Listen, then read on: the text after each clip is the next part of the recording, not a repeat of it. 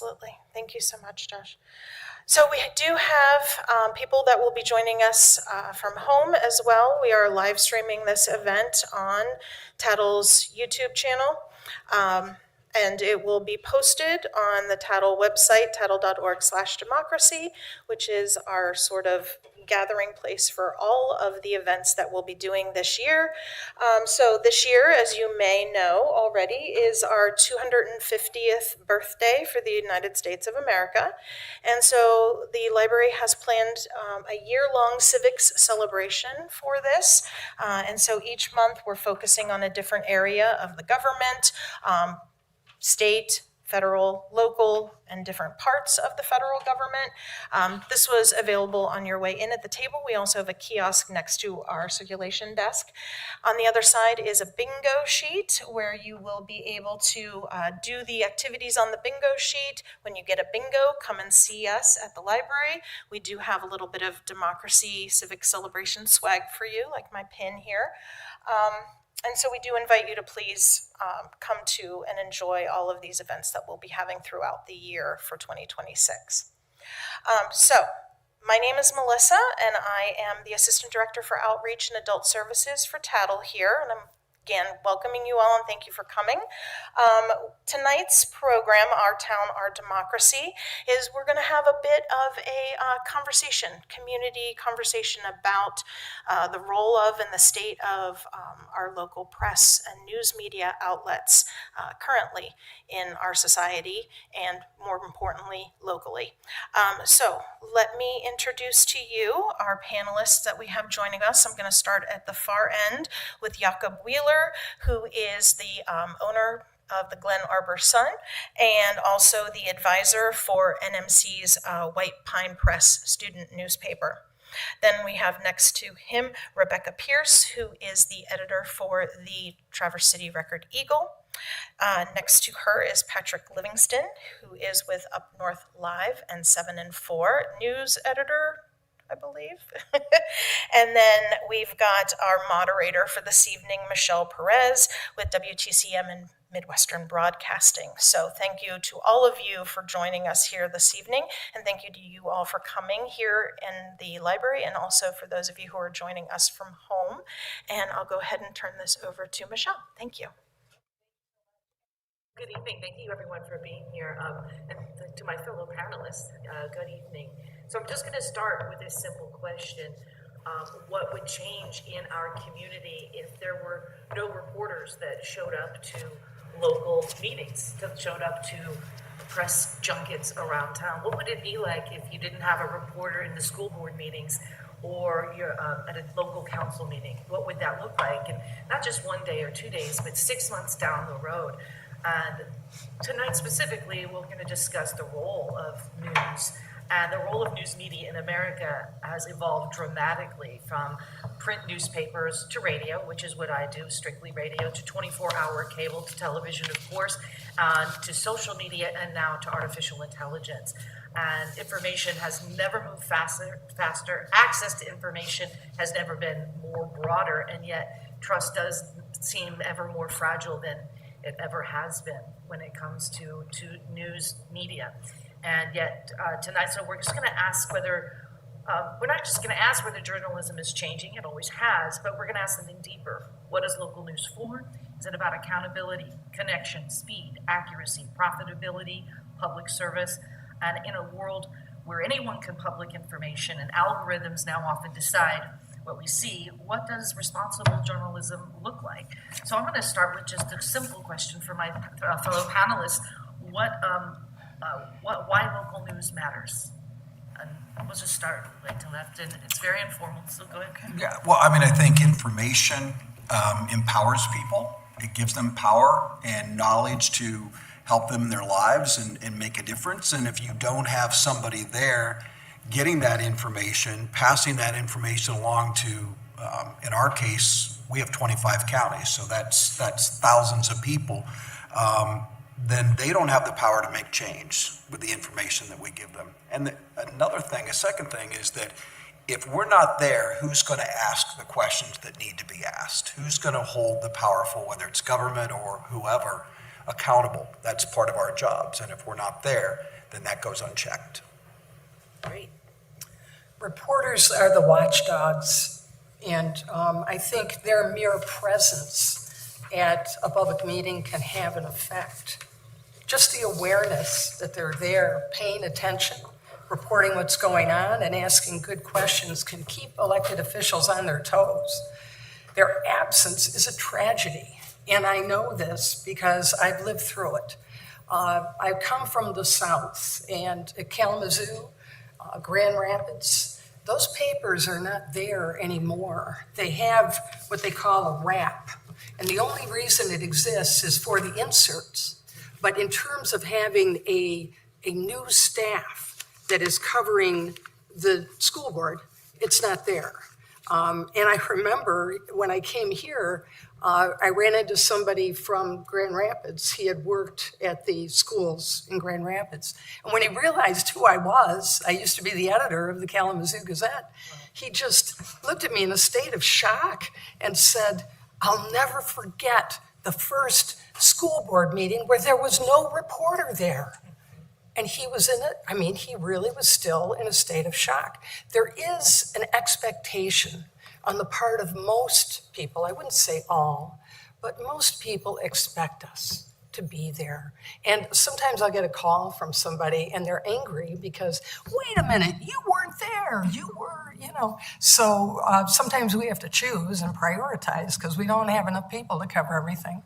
But I think there is an expectation. And one thing that I'm really concerned about communicating to the public is don't take it for granted, please, because I know of communities where they did. And it was a horrible thing to see what they went through. They're trying now to recover, but they've lost that staff, that knowledge. There is a way to keep what you have, but the community has to be engaged. The community is what will drive it. The community doesn't realize how much power they have. In a democracy, the power is with you. So if you don't like what's going on, you can do something about it. But you gotta get up off your backside and you gotta get engaged, okay? And we're here, all of us. I don't think we really compete anymore. It used to be we were competing, you know. We don't compete anymore because there aren't enough of us. And so we prioritize what we can do. But I'm here because I want to make a plea to this community. I really am impressed with you guys.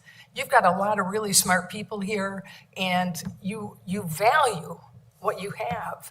And so I'm just here to send the word, you know, you got to get more engaged and involved and protect what you have. Thanks, Rebecca. That was a great clarion call. Yes. Michelle, to try to answer, can everyone hear in the back okay? Great. To try to answer the question that you posed when you kicked this off, what would happen if no reporters or journalists were covering public meetings? There would still be, I don't know if I want to call the word media, there would be perspectives, there would be rumors, there would be innuendo out there, you know, all over the Overheard in Grand Traverse or Overheard in whatever Facebook pages. People would still be shouting and asking questions, but without a knowledge of what's happening on the inside, without digging deep as to the implications, without the knowledge of how to cover this and how government works. And that's what we're up against. You know, we don't have the resources, but we're also up against this perception that everything out there which is not journalism is somehow media and deserves an equal voice. Yeah, and we're gonna discuss this one.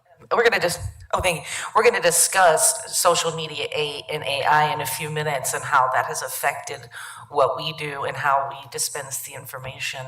But I represent News Radio, which happens to be, Midwestern Broadcasting happens to be the last radio conglomerate doing any radio news. So yes, it is fragile. Our existence is fragile. And I'm sort of a vintage that I'm still holding it down because I think radio news is vital. People still need it in their cars, And a good example for how radio is a bit different than what my colleagues do, last year during the ice storm, there were people without power for weeks, and the only access to information they had was by the old transistor radio that they dug up in their basement, threw batteries in, and they were able to listen to us on the radio. It is vital. And that the information we were dispensing was vital survival information, where their warming centers were, where they could get food, where they could get shelter. And so I know we have, it's become a bit diluted what we do through the largesse of the information pool.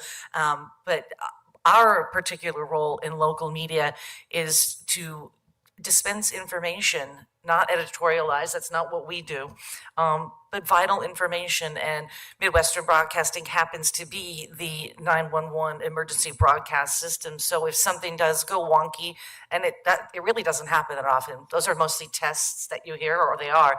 But if something were to go sideways, all the radio stations all the signals get sent through us. So if you turned on the radio, you would just hear us, because all the emergency broadcast stuff would be filtering through us. This is really important stuff for a community, especially one in northern Michigan that has the kind of inclement weather that we do.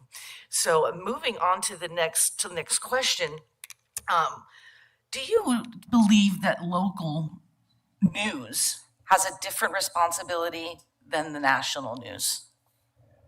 And if so, what would that be? I think local news has an opportunity that national news doesn't. Because I think that when we know our neighbors, especially in a small community, when we can speak in a distinctive Grand Traverse Northern Michigan voice, we can build back that trust in a way that the hyper-polarized, hyper-politicized national news can't. Yeah. Rebecca?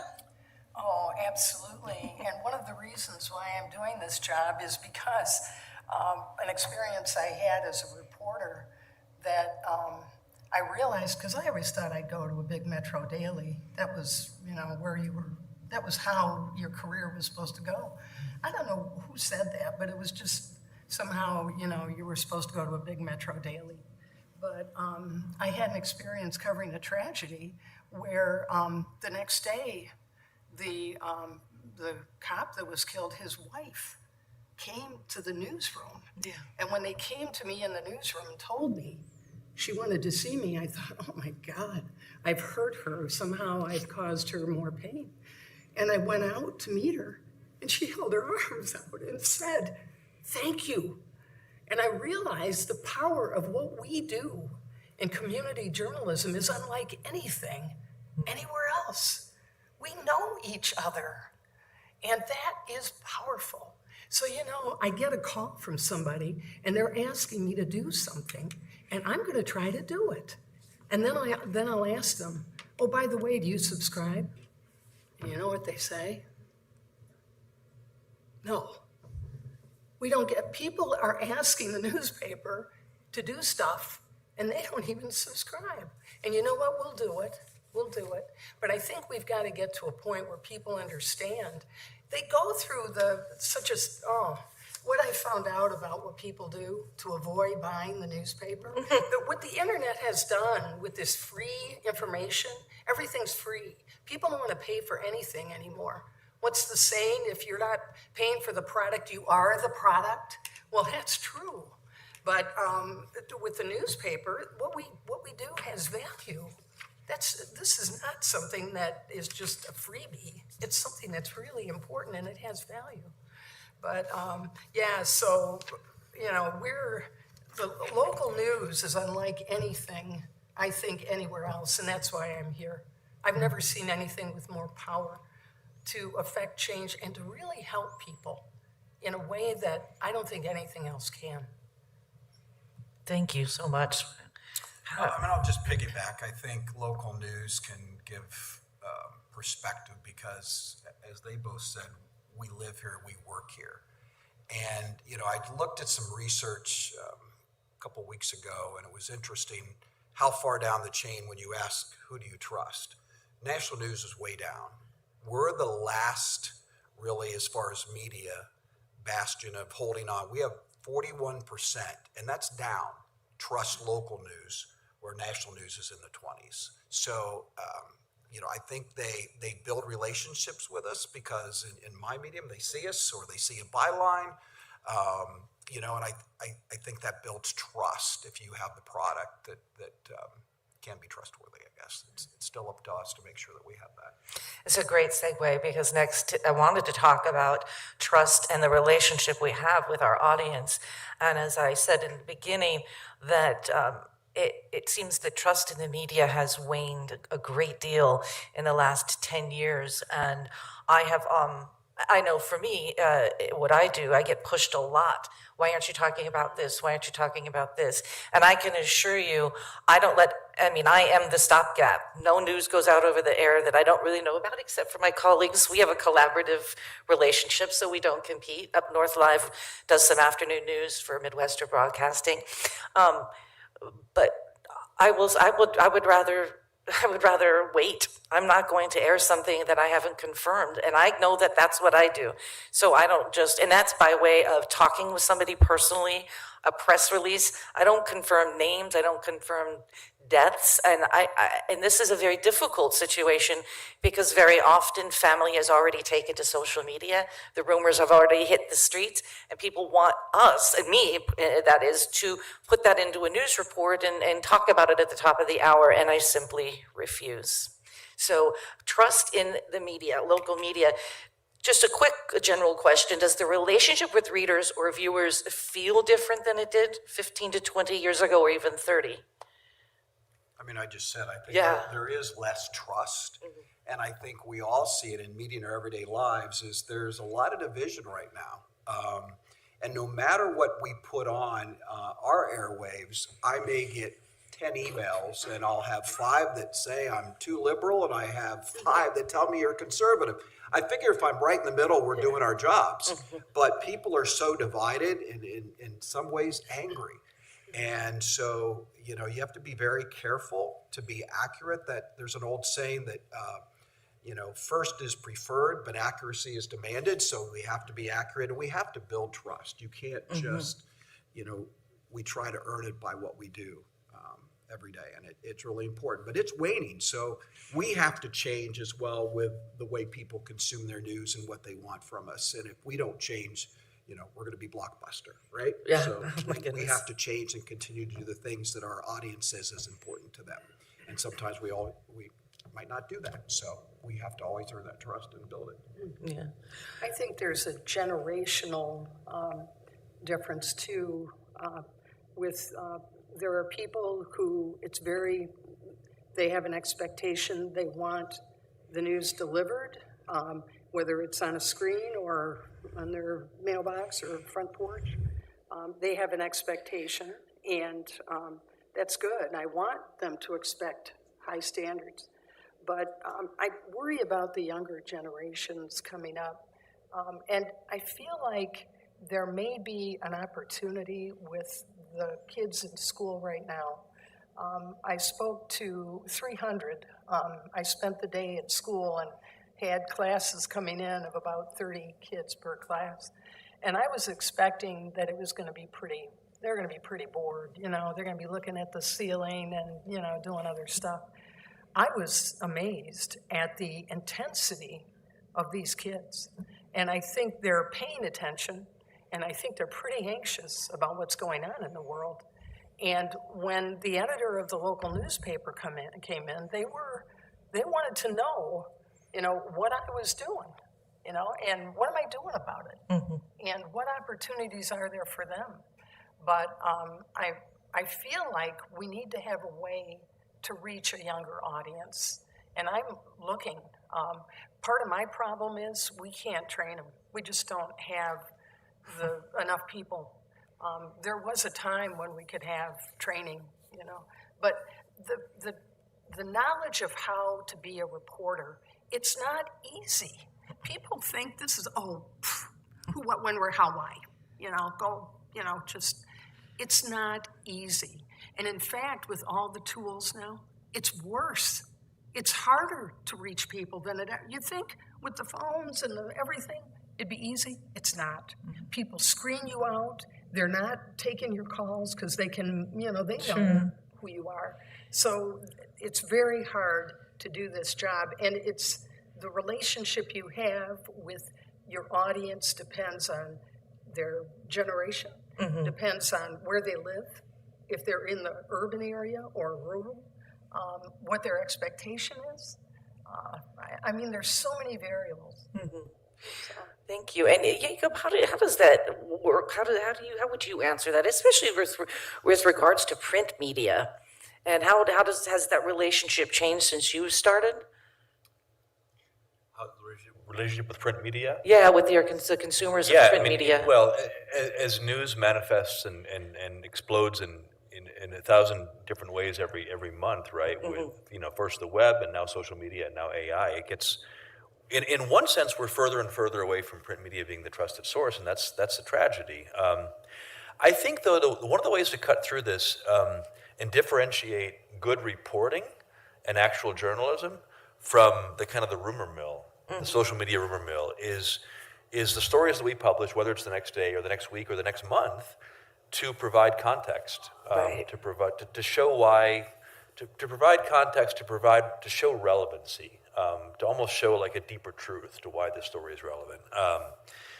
The Glen Arbor Sun, which is my main hustle, which I publish, doesn't publish all that frequently. It's once a month. It's right now every other week in the summertime, online approximately every other day.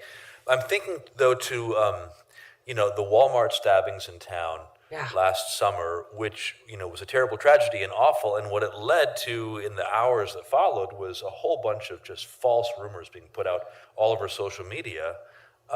And people, of course, had a hunger to know what was going on because it was a tragedy. But I think local journalism did a really good job of slowing down and not reporting what we knew until we knew it was true.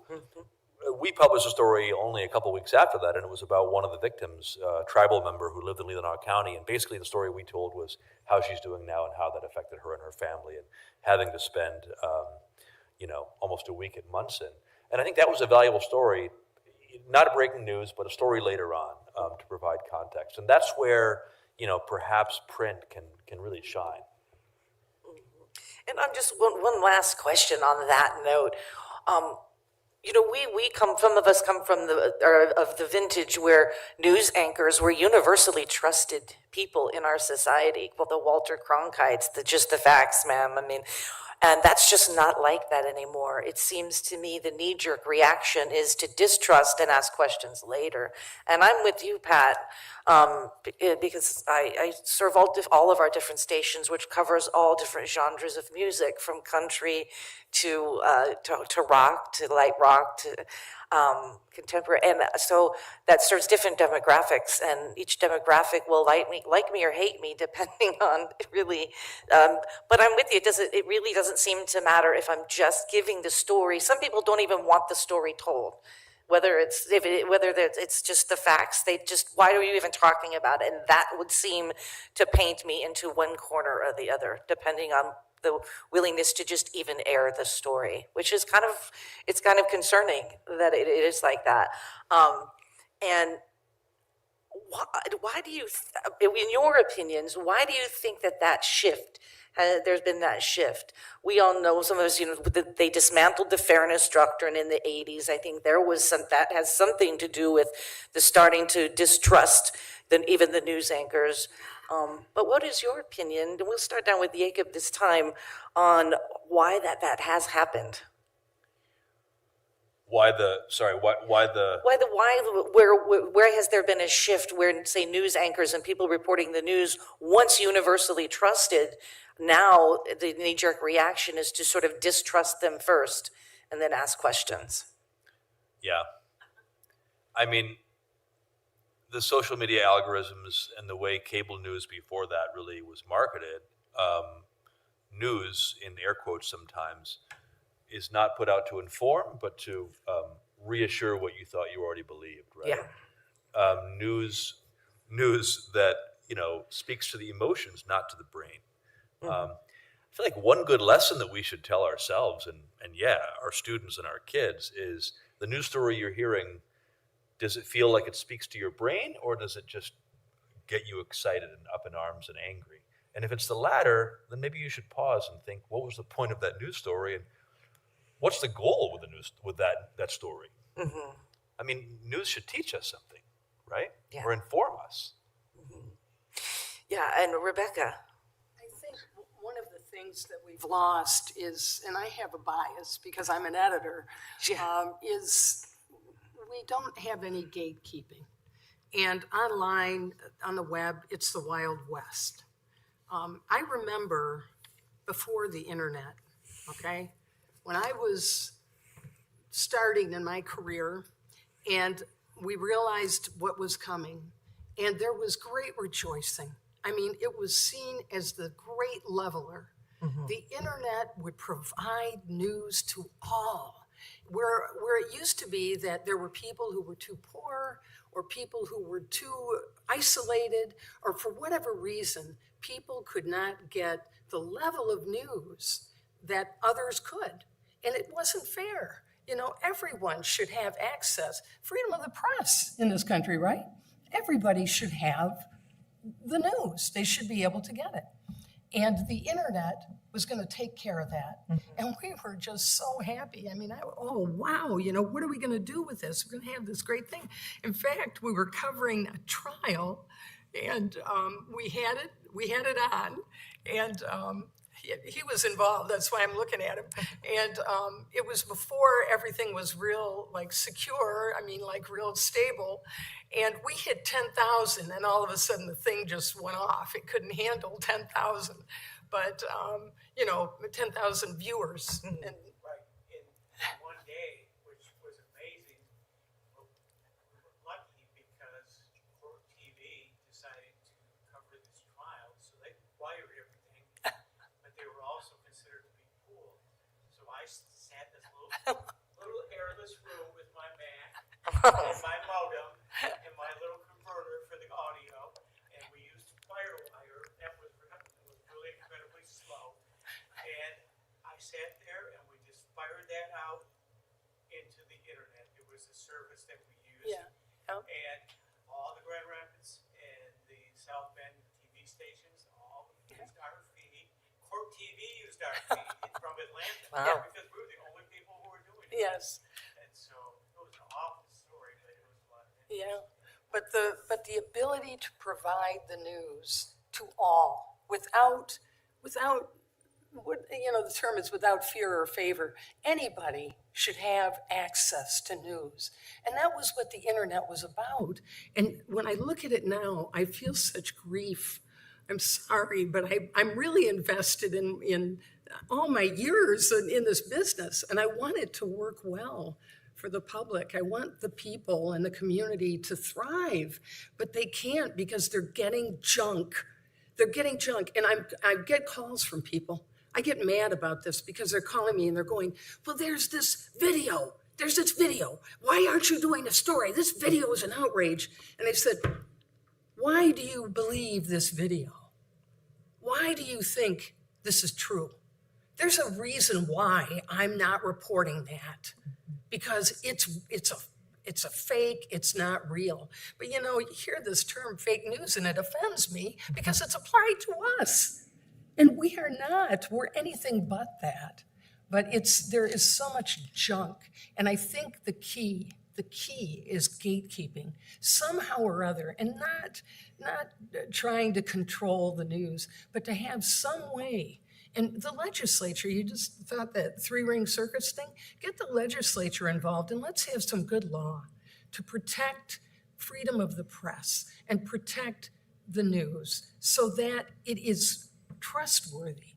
Let's have gatekeeping in a way that we can trust. So you can go anywhere you want online. You can look at the junk. You can, you know, if you want to go see that stuff, that's your decision. But that you would have a place you can go that you know is trustworthy and is protected under law, that it has gatekeeping that protects your kids from seeing stuff they shouldn't see. I mean, the stuff we report in our newspaper is safe for family, you know? Yeah. We're trying to do right by people, but I don't know. It's just, how do you protect? Right, protected.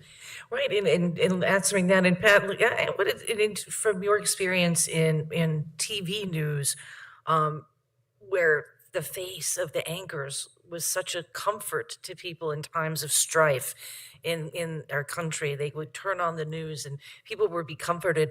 And now it seems that that's not the case. Locally, I think that we are, there's, like you said, a little bit more trust. What is, from your experience, what do you think, where did that shift happen? What happened? Where did Americans stop trusting their news anchors? You know, I think I really go back to politics is where people, you know, thought the networks were biased, that they all had different agendas, and they pushed those agenda, and they were trying to change our minds and feeding us things that maybe we didn't think was true, or was it also just we weren't going to believe it because that's not what we believe. Like I just said earlier, that it seems like there's one side and there other, and there is no in between. And so I think people get into that mindset and they believe what they believe, and they've got to. And we've been told, don't trust the media. They can't. They're not going to provide you with the truth. I don't think that's true locally. Again, because all the reasons we talked about of having perspective, of living here. You know, this is an older market. You know, 55 plus is a majority of our markets. They still watch TV. They still read newspapers, and you know, I think there's still a trust here, and that shows in that research that 41%. You'd like it to be higher, but it's higher than anything else out there. And by the way, Congress was last as far as, you know, this research of who do you trust. And do you know what organization was first? Your local library. There you go. Your local Michelle knew because I've already told Michelle that. So I love that. But again, it still comes back to us that we have to earn the trust, make sure that we are accurate and we are serving what, you know, our Northern Michigan values or views. We have to know our market and we have to give them the news that they want. Our saying in our newsroom is we're going to empower, protect, and alert. So we kind of that's our goal every day, is to do that. And that goes back to giving you information that you need to know to empower you to live your lives. That's a great answer. And speaking from from Midwestern Broadcasting, I mean, it does not serve us any good to editorialize our headline news. We don't. It doesn't do us any good to be biased at the local level, because we do serve the purpose, and that the one purpose, and that is to serve our community.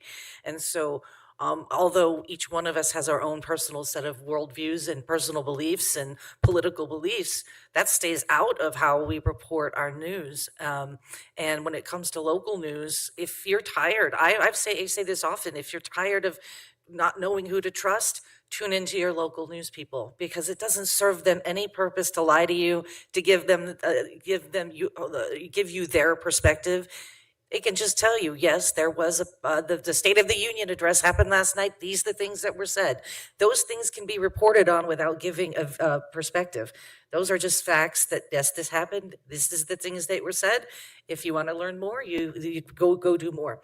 So yes, I agree. Local is definitely something that people can take comfort in.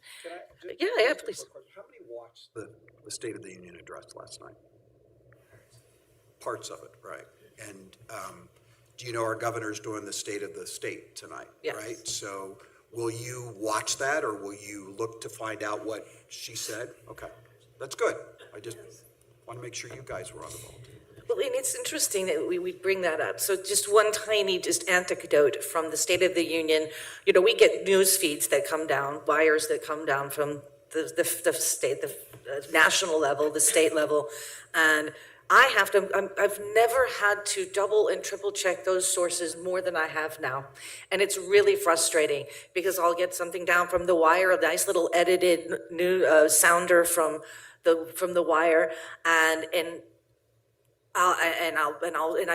once I go, then I have to go to the speech and listen to the 2 minutes surrounding it, and this clip it can be completely taken out of the wrong context, and it's frustrating. So I can completely sympathize with the general public. Like, it's so easy, and as As news people, it's our job to do that, to go double check those little news sounders that we get from the wires, because this 12-second clip was completely made it sound like something different. And it didn't really even matter which way it lands on the political strata. It made it land one way, and that's not what I do. So there's so much. I want to. One thing I will address here in just a moment, because you brought it up, and it's such a great question, and I think a lot of people ask, is about advertising and how advertising generally pays for journalism, and how does that affect how we report the news. But since we're on the social media train, I'd like to stay there for a moment, because I think this is a big chunk of what I face personally every day and how it's changed. I've been reporting the news in Northern Michigan for almost 22 years, so before social media affected my job. And now it is, so the role of social media in America, I mean, it has changed so dramatically. And unfortunately, do we have, one big question a concern, or one big question is, are reporters now competing with influencers for information?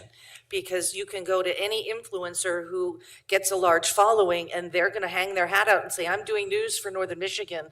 And so are we competing with social media influencers, whether it's YouTube, X, Facebook? What do you say, Pat? Well, I think in that same research that people will get their news and will follow influencers. And depending on who it is, they may trust or may not trust, but it's kind of built again over what they've seen from this person. Social media is a problem, but it's also a place that we have to be, right? Because everybody consumes their news differently. My reporters and producers are right out of college. And I always ask them, how do you consume your news? And very rarely do I hear television. I hear my phone, my Facebook. So we make it a point that not only are we delivering the broadcast, but we want to have a voice on TikTok, on X, on YouTube, and on Facebook. We have to be there to reach all the people that we want to reach. And while television viewing has gone down and newspaper has gone down, our voice has actually gone up because we have more platforms to get our news message out, our news information. So that's kind of a good thing, but we have to be there. How about you, Rebecca? How's it changed for you? The situation is such that it's competing for people's time. I would never put one of our reporters against another content creator. Or if you saw Saturday's paper, Northern Living, very good story about content creators that you should take a look at. It's very, very helpful. And I think it raises questions about the industry now taking advantage of young people, that these content creators, you're talking to kids in school, and what do you want to be? I want to be an influencer. Yeah. They basically want to go into sales, I guess. But the way I look at what we do is we are reporting in depth and in breadth, and nobody can do it like we can, okay? There is nobody that's doing what we're doing. And I would never compete with TV or radio in terms of like breaking news, we can, but rarely can we, we're not set up for that. We do have we provide it in whatever format people want. So if they want it online, they got it online. And our growth online is significant. But we're doing things, the tools suit what we're doing. So if we're writing about the homeless, we're going to give you a thorough story with just about everybody who's involved. And then we're going to go to Ann Arbor and tell you about how they're dealing with it there. And we're going to go to Rockford, Illinois, and we're going to tell you about how they're dealing with it there. We cast the net very broadly, but we've got videos online. We're telling the stories online. So you can see Road Dogg talking about how he's living the most perfect life in the Pines. And you know, what an interesting view it is. It's the most gorgeous place to live. He said, my only problem is my neighbors. And- but, you know, so we provide everything in the format that the medium suits. So we'll do it online, we'll do it video, we'll try to break it if we can, but that isn't the be all and end all of what we do. Our pride is in the work that no one else knows how to do. And my message here tonight, if you don't hear anything else, I'm looking for reporters, okay? If you know of anybody out there, but it's hard work and they got to learn how to do it right. Because we don't want to make mistakes. We want to do it right and we want to treat our community well. But I don't think we compete in terms of the actual work we do. No, We actually. compete in terms of the time that people have. And people are spending a ton of time looking at junk online, okay? And how much time have you got in a day to look at stuff, you know? So I would love it if they would spend some time with what we do, because I guarantee it will help their psyche and they will have a better understanding of their world and they will feel a lot less stress, because a lot of the junk they're doing just causes stress and people can't cope with that. So I think we are the answer to a healthy psyche in our community. So Jacob, how about you? that's my ad. Yeah, I love that. We are. It's true. I love the rally cry, Rebecca. Yeah. No, I mean, of course, in terms of scrolling and in terms of, you know, seconds wasted with your eyes and your attention, of course, in a way, we have to compete with influencers, right? But where we set ourselves, well, where we distinguish ourselves from influencers, you know, all media, print, TV, radio, you know, day after, week after, analytical print.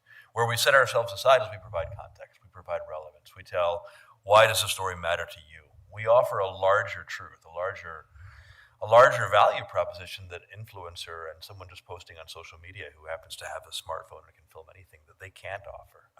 I mean, you mentioned the ice storm. Oh, sorry. You mentioned the ice storm, which is a perfect example. I mean, when a community is in a dire situation, it looks to those who can help and those who can provide information. And we can provide information, context, how long before your electricity comes on, what roads are out, who's hurting, who can provide help, who can provide food. We can do these things. And it's so valuable. Yeah. And, you know, I love that we keep talking that we don't compete with each other, because we really don't. From radio's perspective, you know, our newsroom is 80 years of experience doing news in Northern Michigan, a long legacy. And I took over for my mentor, Joel Frank, who was the news director for decades in the same newsroom. So we have a long legacy of news in Northern Michigan. And I'm only now, just in 2026, starting to post video updates of news.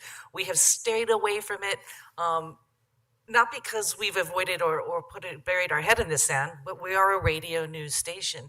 What it is, I'm with you, it's not something we can avoid, and it can only strengthen our presence in the community. Because people still will understand we're news people, and that's what we do for a living.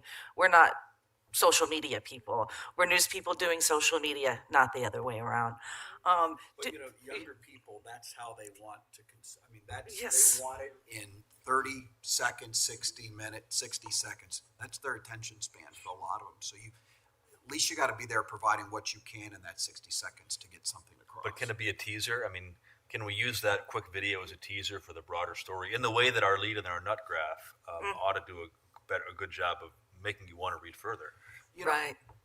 I think what we have found is the people that are on, you know, people are on cross platforms, but the people that are, the majority of people on those, they don't want a teaser, they want that because they're not necessarily going to go watch television at 6 and 11 in that particular group. Some will, but so that's what we found in our research, and that's why we just try to develop whatever our product. There's one for broadcast, there's one for X, there's one for YouTube, and there's one for Facebook, and they all have to be different and in the form of how they want to consume it and how long they have to spend. Yeah. That's kind of where we've come to. Yeah, and I didn't know how the, Melissa, is there questions that we, no? Okay, I just didn't, Sorry. I didn't want to, I forgot to mention this at the beginning. If you Wow, all it's have already- questions, it'll kind of be easier if we could just pass them to Michelle. So if you've got questions, I've got paper and pens. Kind of just wave your hand and I'll come from the back and bring that for you, okay? and are we going till 7, just so I'm clear? Wow, this is just, we're already at like 6:47. I think they want you to write them down, but I don't mind. Go ahead. I am so concerned about truth Yeah, and what's real and being able to trust what you read. But so much of it is on TV, and then the idea of people's ethos. You know that you're persuading with your mind, with your logos, and your pathos with your heart, and then your ethos. And I used to tell my students that, like, if you're in the parking lot and two people come up and you're going to perform, and it's a competition, and this happens to be the judge, but you don't know that, and the judge sees you take a cat and kick it over the fence, that will affect that person's view of you, and your actions have consequences in terms of your ethics. How do we come to grips with that? Like, are you guys ethical? There. I'd say it's We a, try to be. I mean, that's our number one goal. it's a great question, and I know for us, I have very, very strong personal beliefs, but I keep my social media pages as neutral as possible. Because even the perception in my local community that I may be swayed one way or another is not okay with me. And it's just, I think as a general proposition, that's the job I chose. So I choose to leave my social media as neutral as possible.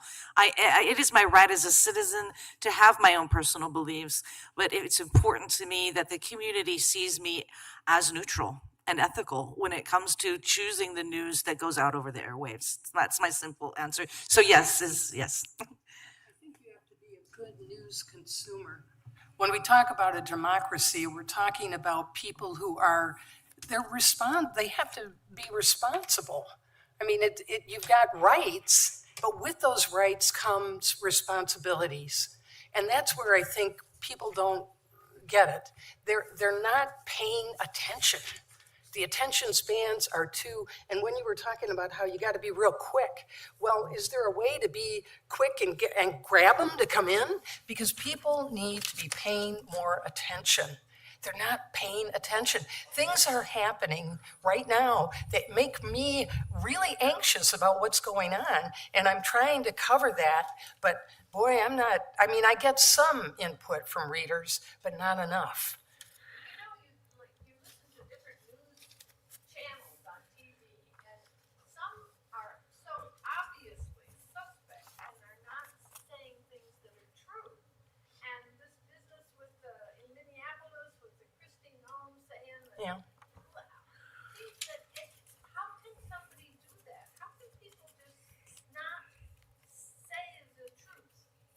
I mean, I know what their agenda is, but don't we understand that if we catch you in a lie once, that makes your whole reputation stop? All right. Just so I want to bring it back local. No, and I appreciate it because the concern is huge. But that would be another 4-hour discussion to discuss what's happening at the national level. But here locally, Jacob, did you want to speak to that before we get to some questions?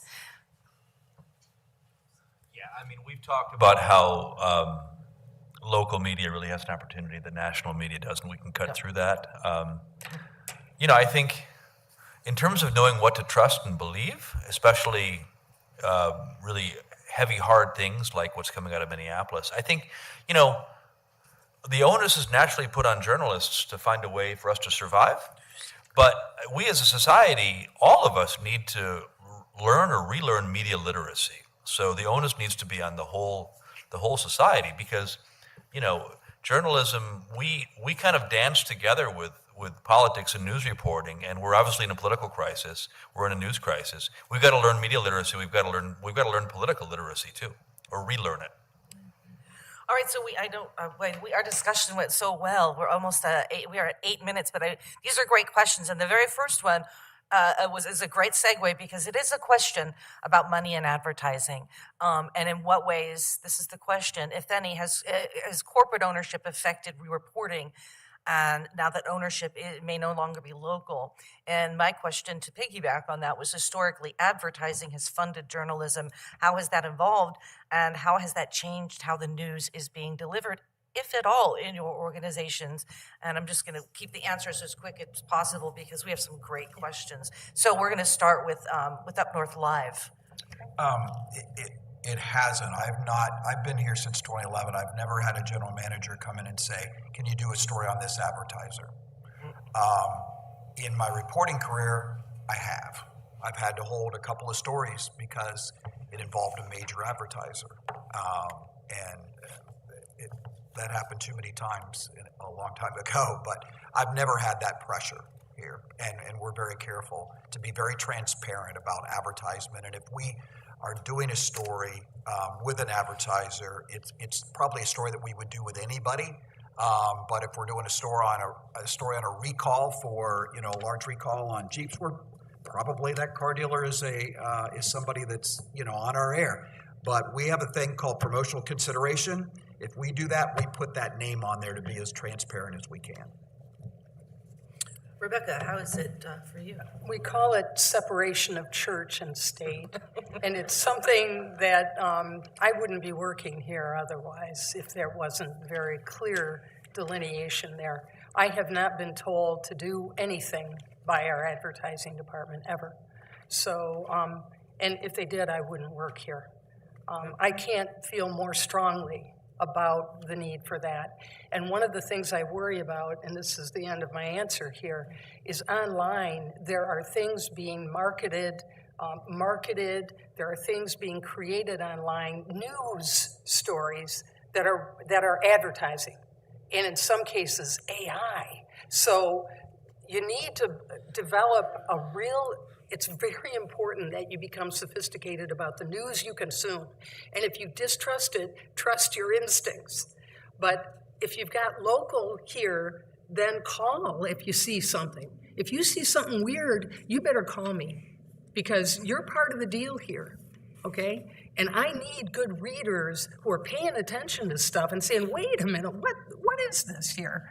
So that's the way it works. But no, there isn't any advertising influence on the news. What we cover, we determine in the editorial department, and that's how it works. Oh, yeah. Jacob, how about you and your advertisers? Yeah, I mean, my paper, the Glen Arbor Sun, is free. It's advertising funded. So, of course, we are frequently running stories about a business that also happens to advertise, but they don't predicate that we run a story about them. I mean, the only story I could think of that might be interesting to share here is last summer I was meeting for coffee with a relatively new business in Leelanau County, and we were talking about when I could run a feature story about their business and their family, and they're moving up here. And this man was under the understanding that he would get to have a look at the story before we ran it. And I said, no, that's not the way it works. I mean, if you want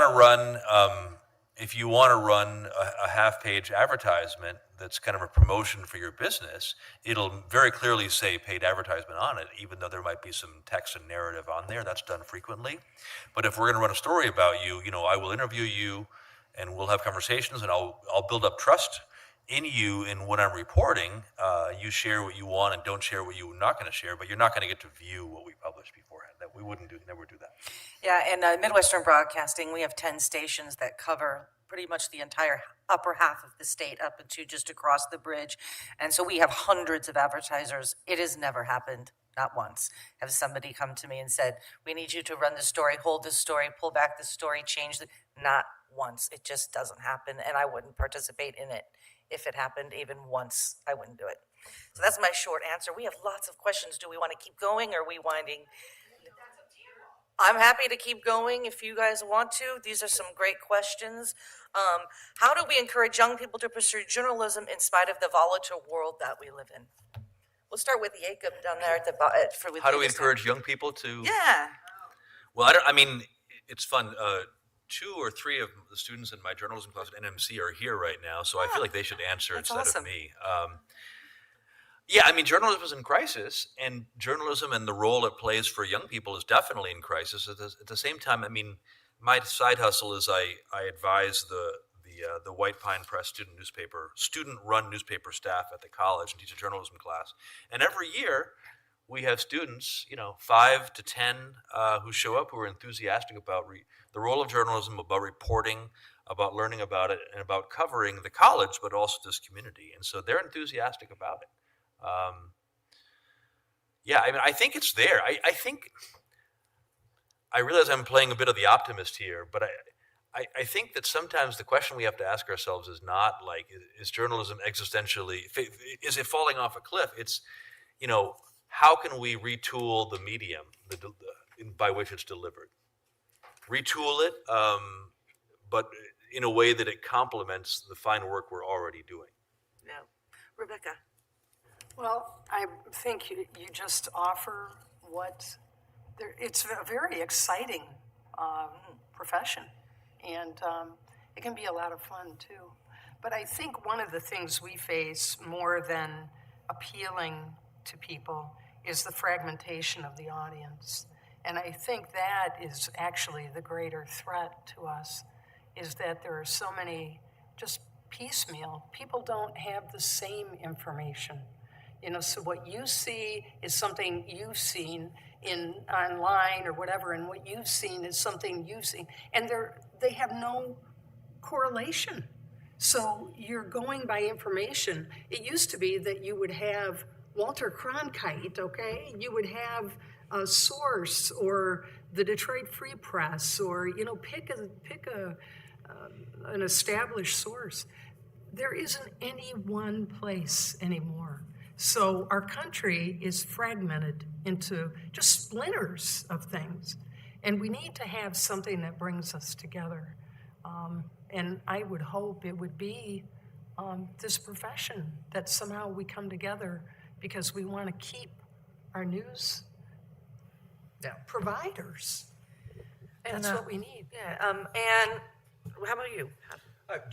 There has been plenty of people coming through journalism schools and broadcasting. I haven't seen that wane at all. So we still have good candidates out there. Yeah, and my quick answer is, if you're a curious person, this is the greatest job in the world. I'm just a naturally curious person, and you get to ask a lot of questions about a lot of different things, and that's super fun because you end up knowing quite a lot about a lot of different things in your community, and it's very interesting. It's endlessly fascinating.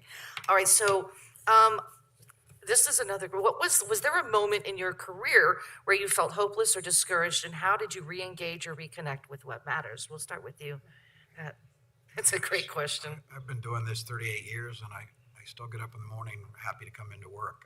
I haven't faced that yet, so it's a great job. You never know what's going to happen today. I remember walking into the newsroom in the morning of 9/11, and I look up and I see one of the towers exploding, and so we went on the air that day at noon and didn't go off till midnight. So you never know what's going to happen in the news business, and that's awesome. Probably the loss of my paper. I was the editor, the first woman editor of the Kalamazoo Gazette.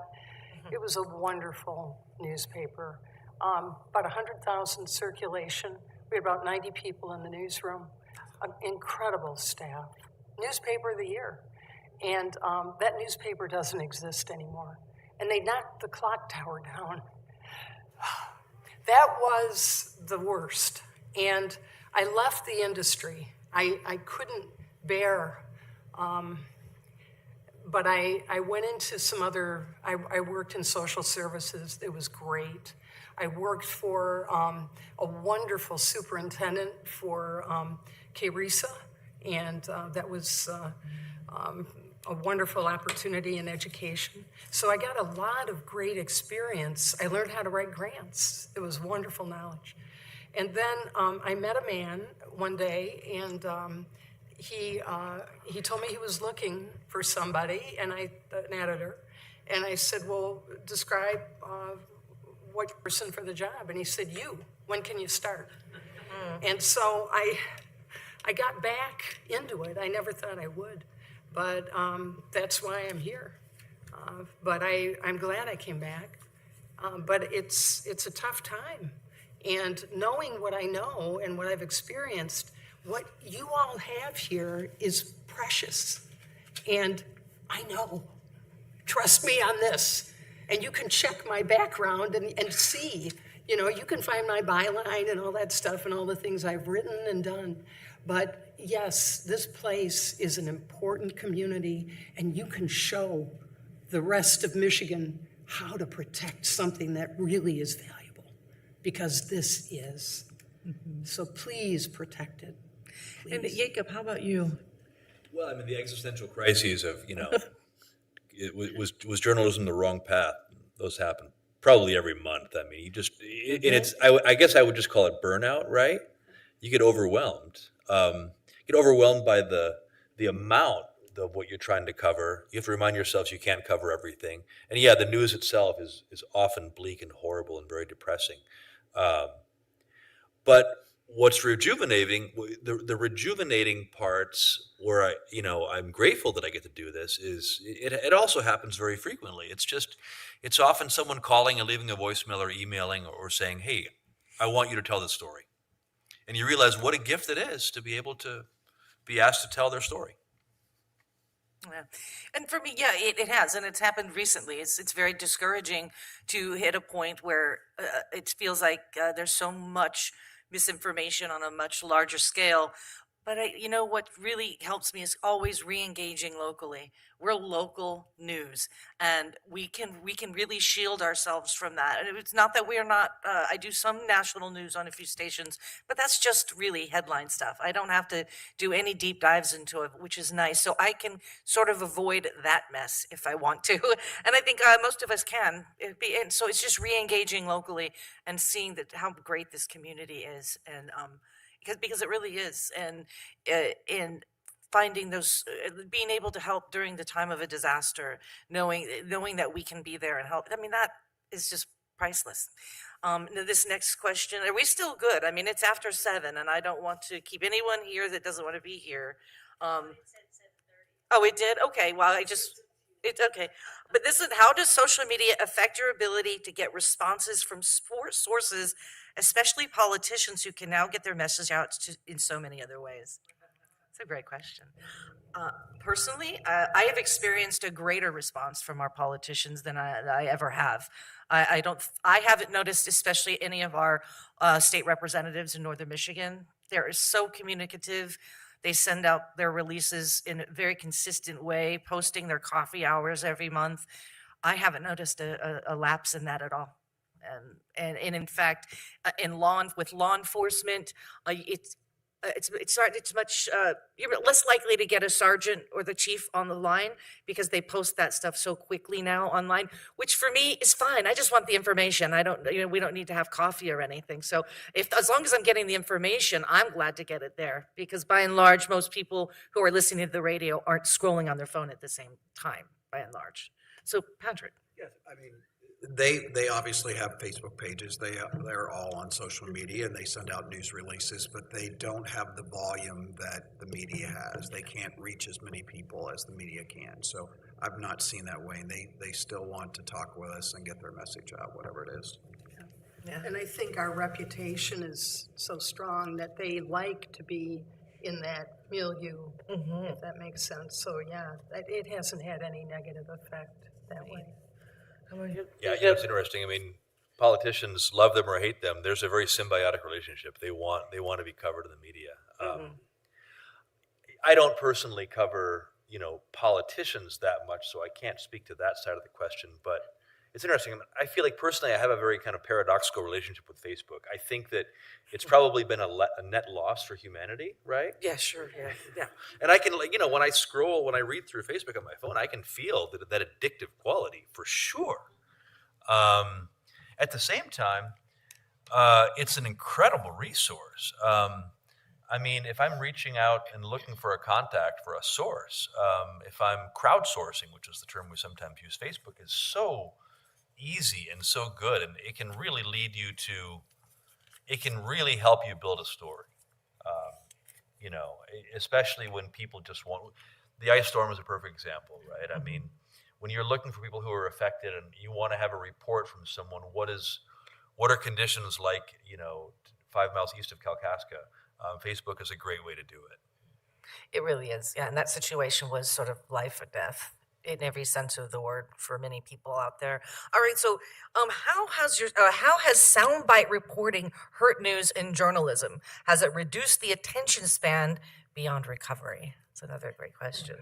Well, and I'll lead again with that one because my newscasts are 2.5 minutes long by and large. Some are shorter, and there are a few that I can go up to 3.5 to 4 minutes.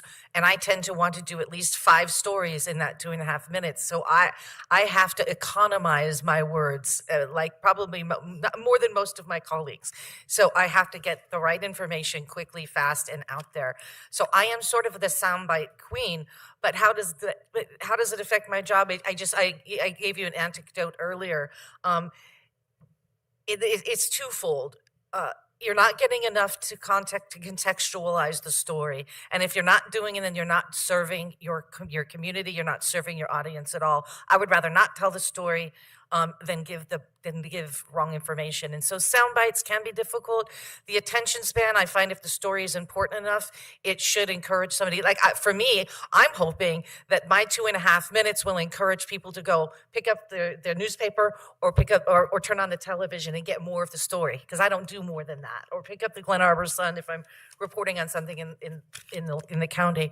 So it's the soundbite world is sort of my world. And yeah, it's a thing. I don't know if we recover from it. That's a great question. What do you think, Patrick? Well, as long as you have context around Yeah. the story with that soundbite, and a lot of times if we're doing long form interviews and it's an important person or a large story, we'll put the entire interview on YouTube or on X, and where some people can go and watch it if they have the time to do so. But it just you have to be responsible and make sure that fits with the story and tells the complete story.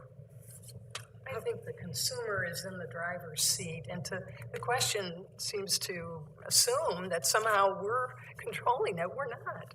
It's up to the consumer, and they consume what they want in the time that they have, and we'll give them whatever we can, and hope that they come back. Yeah. How about you, Jacob?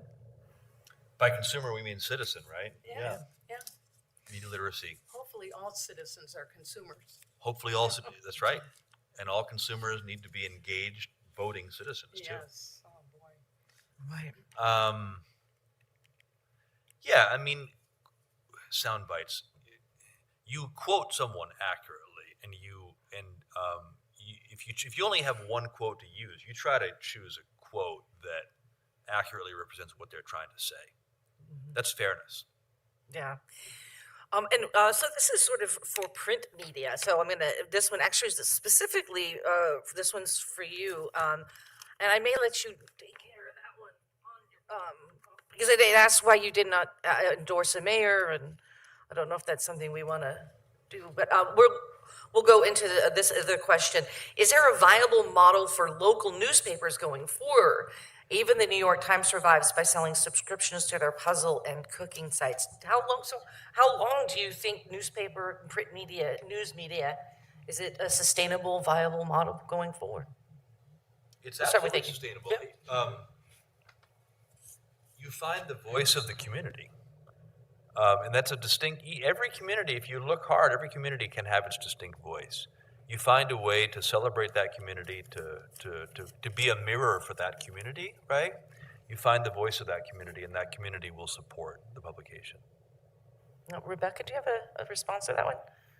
About I missed. Yeah, the viability of newsprint and the newspaper as a news model moving forward, the sustainability. Oh, absolutely. It's just not going to be the way, it's going to be hard to predict how it manifests itself. But a lot of, like this question talking about a decline in local editorial coverage, I think what you're seeing is the effect of the changes that we've had. I've been trying to hire people, and I'm having trouble hiring people. And it's not because we aren't a desirable place to be. It's because people can't afford to live here. And I've offered jobs. I've made 5 different offers, and for different reasons. In one case, it was somebody in Lansing, and she had children. And had a very good, we were moving right along, and that she called and checked out childcare places here. She called me back the next day and said, take me out. I'm not going to be able to move there. I said, why? She said, I can't find childcare. I've got to find reliable childcare. I can't work for you without reliable childcare. So, I mean, there's so many dilemmas. When we write about them, sometimes, we're among those that are struggling with it, having affordable housing here for our reporters. So anyway, it's been a struggle, and so we have fewer people. And so as a result, we've got more people doing more things. And yes, it has an effect on the content, and yes, I'm sorry. If there are things we can do about it, in fact, I've had people complain, and I've told them, hey, do you know of anybody who would like to do that? Like we could use another editor on copy. Do you have any background in that area? So I'm serious. I've found people that way, people who work here, that worked here, who complained about something. And we got in a conversation. I said, hey, sounds like you've got some background. So maybe there's some talent here that if anybody knows of any, let me know. But yes, it does have an effect on what we're trying to do. And my apologies, we're trying to do it all. But there just aren't enough people. There aren't enough reporters. I mean, we all need more reporters, okay? We all need more reporters. And I'm saying that it's true of every community in this state. We need more reporters. I got a question for you. Yes. What if you recruit some of the influencers that? No, I'm serious. There are some that I've seen that are covering like some stuff on it. If you know some names, let me know. I don't have names, but Okay. I've seen some influencers. I wonder if they could be. Well, I would want to look at each individual. But one of the things about influencers, and I mentioned it earlier, is that they in effect are salespeople. Influencers are selling product, and that's not what my reporters do. And I really don't want to get into that mix. I don't want people advertising in my news stories, okay? And that's happening on MLive. And it's bad, it's wrong, and I don't want any hint of that coming. So I'm pretty picky, but if you know, I'll consider somebody if you think they might have the skill. Yeah, and influencers might not consider the rigorous, gumshoe hard work that really precedes the writing and then seeing your byline in print and getting interviewed about your story. I mean, staying up late and going to the meeting, covering it, and then writing late with lots of coffee or whatever, that's not always glamorous, exciting, fun work. Maybe not as fun as the influencer posting their video on Instagram, right? So that hard work, which is not for everyone, has to come first. And ultimately, the influencer is a slave to the algorithm, and they don't get paid unless the algorithm is boosting their content. And eventually, I've seen it happen with the greatest, biggest influencers. Eventually, they're going to start pandering to the people who are paying them. That's just how it works. And but I really do want to wind down. This has been such a robust, fun evening. I want to thank my fellow panelists. I want to leave with one final upbeat question, and we'll each answer. What are a few things, just a few things, that give you hope for the future of news media? We'll start with Patrick. I just think there's going to always be the need for information, and I think one of our panelists said it, that part of our job is to hold those accountable, and if we're not there, not asking the questions, then they've kind of got free reign. So some form of news and media is going to be there. I don't see it waning. Rebecca. I want to read it's kind of a poem from a reader that was sent to me recently, and I get such wonderful letters, but it says, I rely on you, my friend. I want to hold you in my hands. You are trustworthy, you are reliable, you investigate, you fact find, you keep me informed, you believe in me and I believe in you. You are unbiased and the distributor of the truth. The First Amendment is first because of how important you are. Our democracy depends on you, and so do I. Without you, we would be lost. You are the guardian of our community, and with your brothers and sisters, the guardians of the world. So, my friend, how can we help you? Our freedom depends on your survival. It's beautiful. That's from a reader. That's Yeah, beautiful. it Thanks for is sharing beautiful. that. I'd give Yeah. that to every young journalist that walks in your door. Yeah, you got me a little sure. teary over here. Yeah, that's beautiful.